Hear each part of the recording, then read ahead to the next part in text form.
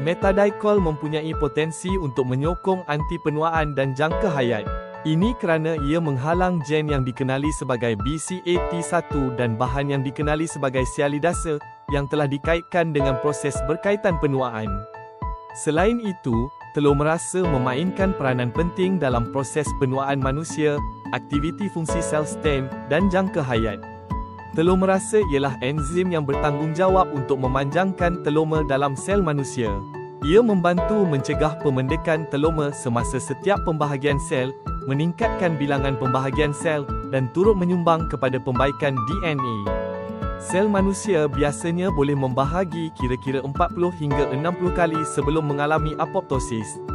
Metadikol telah dilaporkan dapat meningkatkan aktiviti telomerase sehingga 16 kali ganda, yang berpotensi meningkatkan bilangan pembahagian sel, memanjangkan jangka hayat sel, serta membantu mengekalkan kepadatan sel, jisim sel, dan kualiti sel untuk menyokong jangka hayat.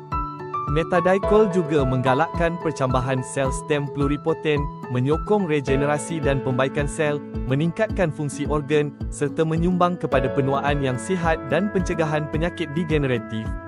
Pada masa yang sama, metadikol telah dilaporkan dapat meningkatkan fungsi gen KLOTHO sebanyak 4 hingga 10 kali ganda, yang berpotensi meningkatkan kesan anti penuaan dan anti kanser.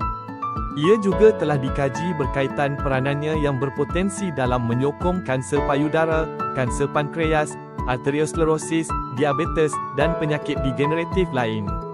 Selain itu, metadikol membantu menyokong proses anti penuaan, menggalakkan metabolisme, meningkatkan tahap tenaga, dan membantu mencegah penyakit degeneratif dengan menggalakkan sintesis NMN. Ia juga membantu melindungi dan mengekalkan panjang telomer dengan meningkatkan tahap vitamin C, di samping memberikan manfaat antioksidan dan anti radang yang membantu mengurangkan risiko penyakit kronik dan jangkitan. Metadikol menyokong kesihatan kulit dan rambut melalui pelbagai mekanisme. Metadikol telah dilaporkan dapat meningkatkan tahap vitamin C dalam badan lebih daripada 3 kali ganda.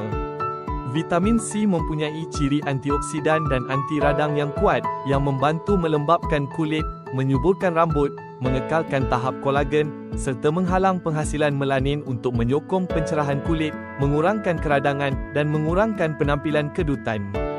Selain itu, metadikol membantu memanjangkan jangka hayat sel kulit dengan meningkatkan aktiviti telomerase sehingga 16 kali ganda. Ia juga menggalakkan aktiviti sel stem pluripoten untuk menyokong regenerasi sel kulit, pembaikan sel, pengurangan kedutan, dan peningkatan ketegangan kulit.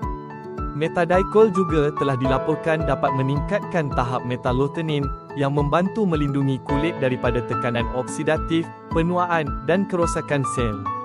Ia juga membantu melindungi kulit daripada kerosakan yang disebabkan oleh logam berat dan sinaran ultraviolet UV, sambil menyokong pembaharuan kulit yang sihat.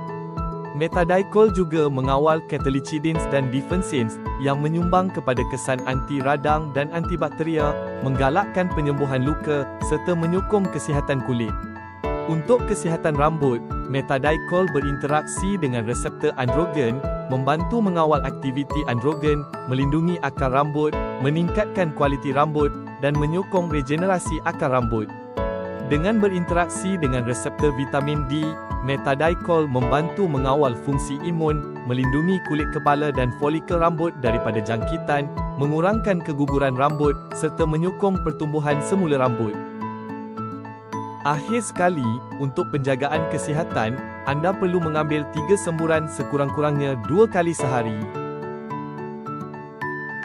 Orang yang mempunyai masalah kesihatan boleh mengambil 5 semburan sekurang-kurangnya 3 kali sehari. Sekian sahaja. Terima kasih.